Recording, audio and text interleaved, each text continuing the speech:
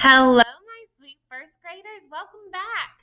Okay, so the last time that we met, we read the story, The Dog in the Manger, okay? And today we are going to talk about it and we're going to answer some questions. And then I got a quick little activity for you guys to do. But before we do that, I want to go over our learning objectives again. And that way you know, and we can check off all of the things that we've learned in this lesson. So at the end of this lesson, we will have been able to review the characteristics of fables, including characters, plot, setting, and moral. We will have been able to identify and explain the moral of a fable. Remember that a moral is a lesson or what is being taught. We will be able to define and use the word budge and identify an example of personification in a fable. Do you remember what personification is? We talked about it a little bit yesterday. Personification is when animals or other things that aren't people are acting like people. So talking or going to the grocery store, anything like that, driving cars, something like that, okay? So when animals or other things that aren't people are acting like people, okay? So let's review our key vocabulary. We only had 3 words this time. We had budge, oxen, and plow. So budge was a verb because remember, verbs are our action words and budge means to move. So budge means move. And a way that we could use this in an example would be I pushed and pushed, but was not able to budge the refrigerator. So if you were to go into your kitchen right now and try and push on your refrigerator, it's not going to budge. It's not going to move because it's too big, right? It's too heavy. And then if you look in this picture, you see these 2 men who are pushing and pushing on that rock, but I'm just going to let you know, it's not going to budge, right? Look at how big that rock is. It is not going to budge. Remember, budge means move. All right, the next one was oxen, and oxen is a noun. And oxen are animals similar or like bulls, which are used for carrying or pulling things. And a way that we could use that in an example is 2 oxen pulled the farmer's cart across town. So another thing that we talked a little bit about was that when you only have one, it's not oxen. If you only have one, it's ox. But if you have 2 or more, it's going to be oxen. Okay, so in this picture, you see 2 oxen pulling something, maybe a plow. We don't really know. Okay, the next one is a plow, which is also a noun because it is a thing. Excuse me. And a plow is a farm tool that is used to turn the soil or dirt to prepare or get ready the ground for planting. You might have talked about plows in your farm unit last year in kindergarten. Okay, the farmer used the plow to prepare the soil for planting the corn seeds. So this is probably what those oxen were pulling, okay? Let's see. Oh, question time. All right. Who are the characters in this story? Remember, characters are people or animals. So who are the characters in this story? There are 2. And they're in this picture. The dog and the oxen. Well, I guess you only see 1 ox here, but you know because in the story they talked about many oxen.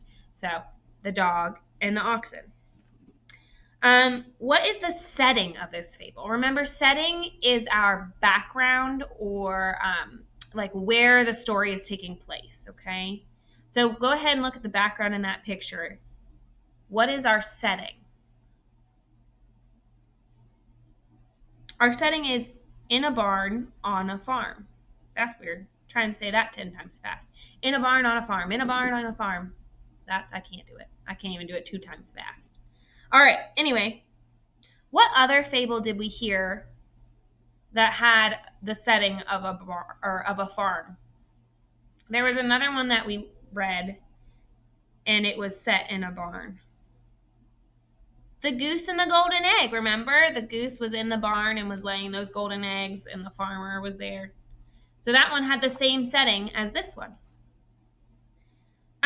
So why did the oxen want the dog to move from the manger? Do you remember why? Because in this picture, you see the ox is talking to the dog and asking the dog to move. Why was the ox wanting the dog to move? Because the ox was tired and hungry and really wanted some hay so that it could get their energy back up, because they had been plowing or pulling the plow for the farmer all day long. Do you remember that? So the oxen came in and they wanted to get some hay, but the dog was sleeping in the manger. So they said, please, will you please move, because we're really tired and we're really hungry and you're laying on our food. And the dog was not happy about it, right? And then the poor oxen, they didn't get to have their hay. So do you think that the oxen had the right to ask the dog to move? Do you think that it was okay for the oxen to ask? Do you think they had a reason to ask? I think so. I know that after a long, hard day's work, I want to go home and rest and eat dinner and relax. And I would be pretty cranky if somebody told me that I couldn't have food. I would be cranky. You don't want to see me cranky. All right. So now I want you to look at this picture, okay? Go ahead and look at that picture. Does this illustration show the beginning, middle, or end of the fable? And how do you know?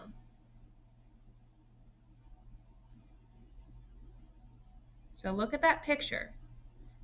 The dog is barking at the ox. So is that the beginning of the story, the middle of the story, or the end? It's the end. And we know that because in the beginning, the dog went into the manger, right? And fell asleep. And then in the middle, the oxen came in and saw the dog sleeping, right? And in the end, the oxen woke up the dog and asked nicely, but the dog barked at them and was like, no, I'm not getting out of your hay, right? So that's how we know it's the end. So how is the ox in this story acting like a person? So what things does the ox do that is something that people do? The ox is talking, right? Ox don't really talk, or oxen don't really talk in real life, right? Well, how does the ox act like an animal? What is something that these oxen are doing that is normal for animals to do in real life? Pulling the plow and eating hay, right? Those are normal oxen characteristics. All right. So I'm going to read something to you, and I want you to think about it, okay? So all of Aesop's fables or stories were meant to teach a moral or a lesson about how to behave, okay? What is the moral or lesson of this story? Do you remember? The moral of this story was that you should be nice and you should share, especially when someone else needs something more than you do. And we talked a little bit about how this is kind of like our Do Unto Others book, because we should treat people nicely, because if we treat people nicely, then they're going to want to treat us nicely, right? So we should treat people the way that we want to be treated. And I think that's important. What about you? Do you think that's an important lesson to remember? I think so.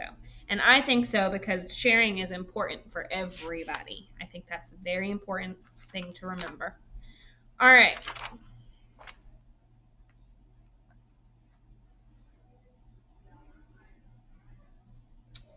Now let's do some word work. Are you ready? Okay, for this one, you're going to have to get up. But first, let me read all the directions, okay? So, in the read aloud, you heard But the dog, who didn't even eat hay but only enjoyed it for its comfort, barked and snapped in response and refused to budge. I want you to say the word budge with me. And the first way that I want you to say it is I want you to whisper it. So say budge. I didn't hear you. Whisper it. Budge. Okay, now I want you to say it in a robot voice. Budge. Budge. You try it. Okay, and now I want you to say it in a deep voice. Budge. You try. Okay, so the word budge means means to move, okay? So if I said, we waited for our teacher at the door and did not budge, that would mean that you guys were waiting outside the classroom door and you didn't move. You were just standing there still waiting for me to come. I want you to think of a time when you or someone you know made something budge. So think of a time that you made something budge, which means move. And I want you to say it out loud. And I want you to use the word budge when you tell me about it. So I'll go first. I made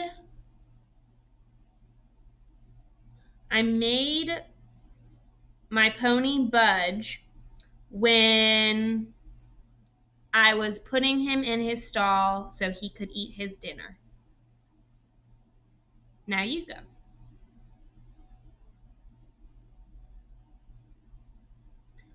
What's the word we've been talking about? Budge. And budge means to move. All right, now we're going to do our activity or our game. So what I need you to do is I need you to stand up and make sure you're not make sure you have some room. And we're going to play a game that's pretty much like red light, green light. And when I say budge, you're going to budge or move forward. When I say don't budge, that means you got to freeze, because if I say don't budge, that means don't move. So you're going to stay still. And then when I say budge again, you can move or budge. All right? So get ready. Budge. And you're going to keep budging until I say don't budge. Don't budge. So you should be stopped. Budge. Don't budge. Did you stop? Don't budge. Did I trick you on that one? Okay, budge. Don't budge. You should be stopped now. Budge. Don't budge. You should be stopped now. Okay, now budge back to the video. All right, guys. We'll have to play that if we get back into school soon, okay? Now, I'm going to let you go so that you can do our exit ticket or our assignment for today, okay? So I will see you very shortly. Bye, guys.